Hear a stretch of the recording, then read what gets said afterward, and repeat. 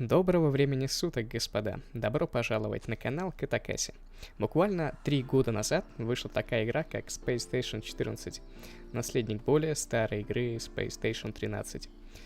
Играю я в нее уже где-то месяца 2, и скажу честно, отпускать она меня не собирается.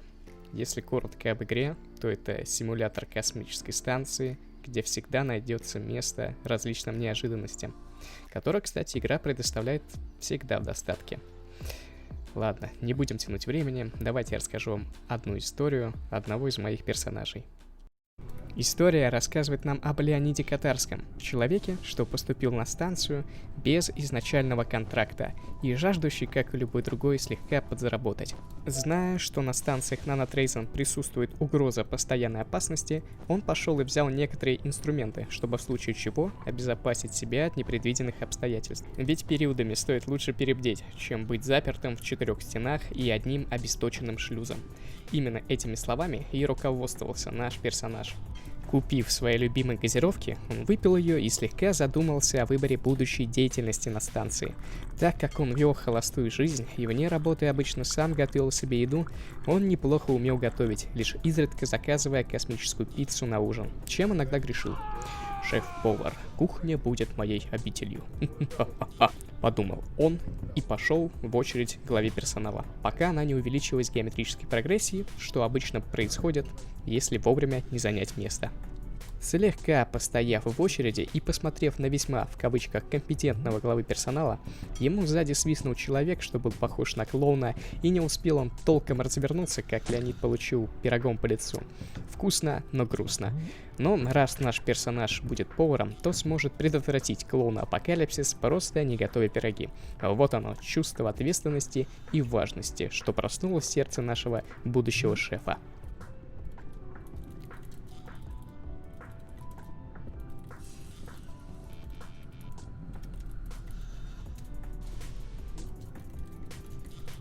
Как я выгляжу? Ладно, пиши заявление. Выглядишь как авокадо, который трахнул лепрекон. Заполнив анкету на работу в сервисный департамент, он получил форму и направился прямиком на кухню. Но, подумав, что с тортом на лице ходить не камильфо, тот попросил сотрудника службы безопасности огнетушителем почистить то есть очистить лицо от торта, и уже после этого наш герой направился дальше к западному крылу станции.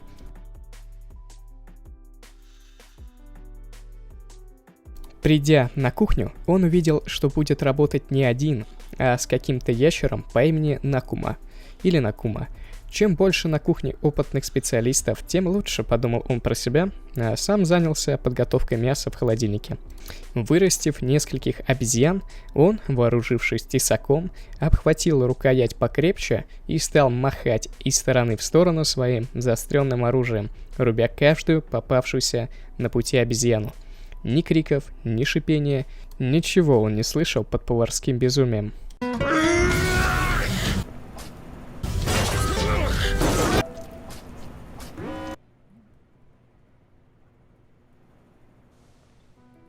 Бургер Кинг говно.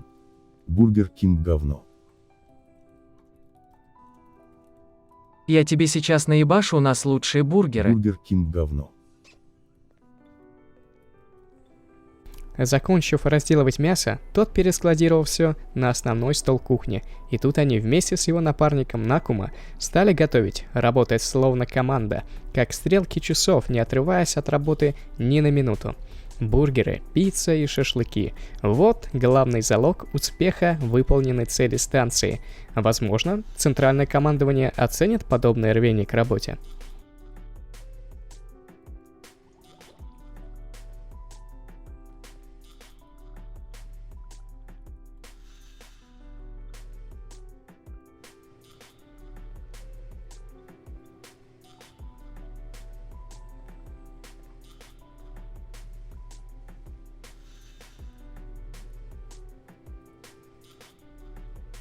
Наш герой заметил одну очень странную вещь. Еда пропадает быстрее, чем ты успеваешь ее положить на стол.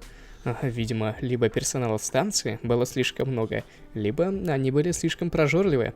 Бравые повара решили начать контролировать поток отдаваемой продукции, чтобы она не ушла в лишние руки. Леонид с Накумой подумали, что это будет лучший вариант, и начали ставить всю готовую продукцию у себя, а не на прилавке. По общему каналу через гарнитуру начали появляться странные сообщения об убийстве старшего инженера. Конечно же, наш герой был слишком занят своей работой и не придал никакого значения данным заявлениям. Ведь что для повара какой-то инженер, когда у него может сгореть шашлык? И даже красный код не остановил их работы. Его как будто не существовало для них. Вот ты скажешь, дорогой слушатель, что же это за безответственное игнорирование сообщений от станции? Ведь чья-то смерть по вине другого человека – это явное дело рук враждебной группировки синдиката, и надо было прислушаться к сообщениям. Но кто мы такие, чтобы изменять ход истории? Этот человек имеет собственное видение на все происходящее. Может, это было проявление его выдержки перед трудными ситуациями?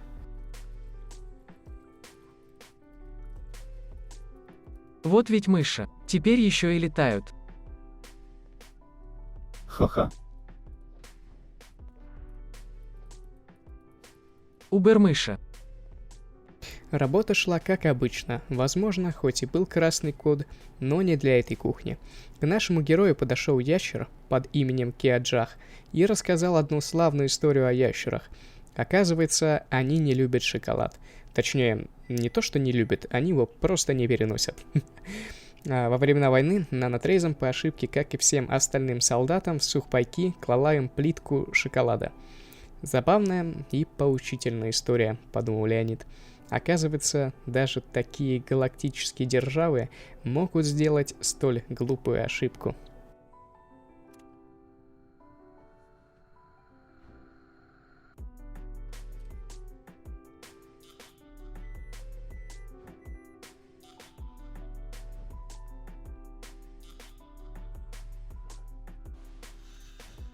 В процессе работы может показаться, что должность повара простая, но стоит добавить в нее работу ботаника, и неожиданно для всех, один единственный ботаник, что работал в гидропонике, впал в катонический ступор. Он не двигался и все время смотрел в пустоту.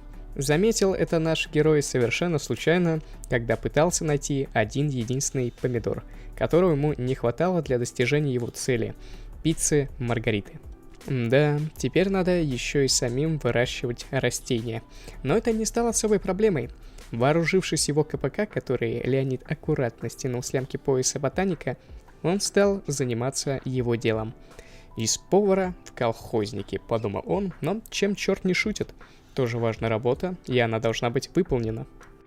Неожиданно по общему каналу сообщили, что на станции появились зомби. Это, конечно же, была угроза пострашнее убитого старшего инженера, и наш герой незамедлительно сообщил об этом находящимся возле него людям.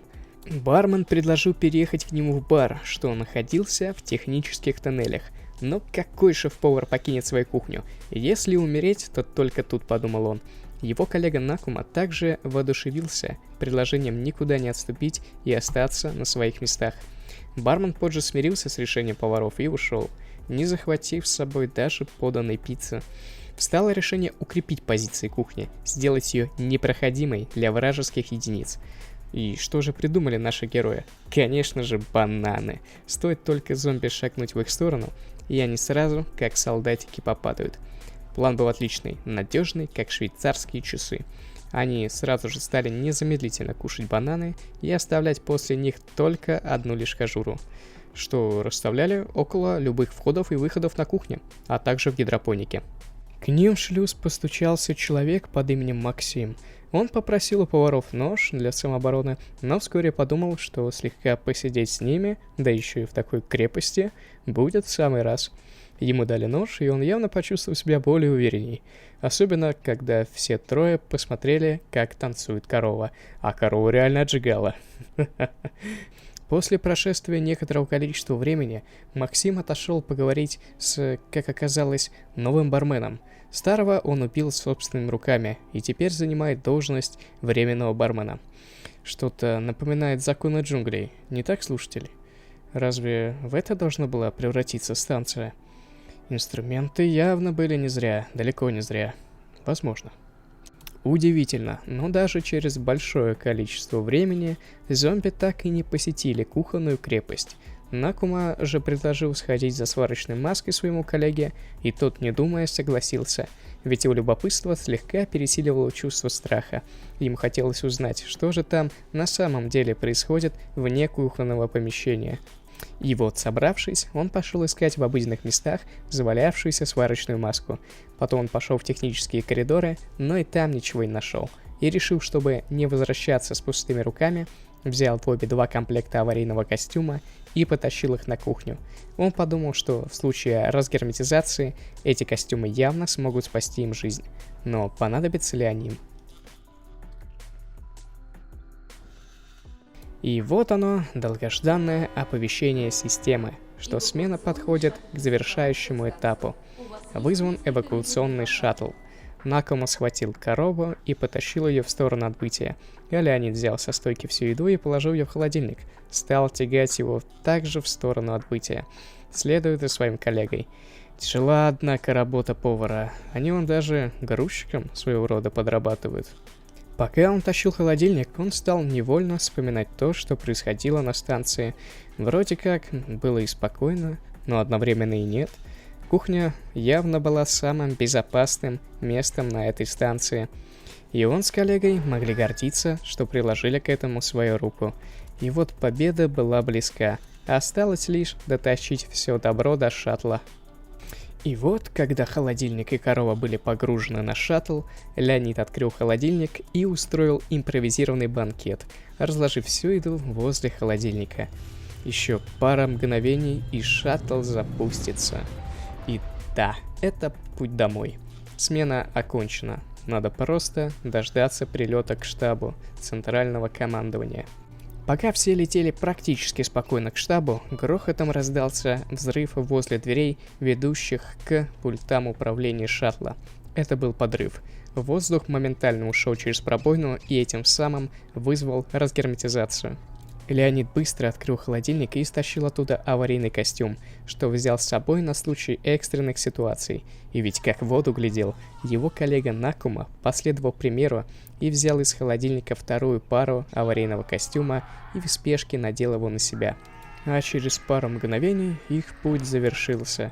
Шаттл состыковался со штабом. Когда же Леонид вышел в коридор, он с чувством гордости от выполненной работы пошел отсыпаться в каюту перед очередной сменой. Но это уже совсем другая история. А это подошла к завершающему этапу. Вот и все. Такая история у нас получилась. Надеюсь, тебя, слушатель, она расслабила и позволила окунуться в атмосферу космической станции. Хотелось бы под конец спросить вас, а нравится ли вам подобная атмосфера рассказчика, когда все преподносится в подобном формате? А все то, что скопилось у вас на уме в процессе просмотра видео, вы сможете оставить в комментариях, и я обязательно на них отвечу. До новых историй, слушатель. Желаю тебе всего самого доброго.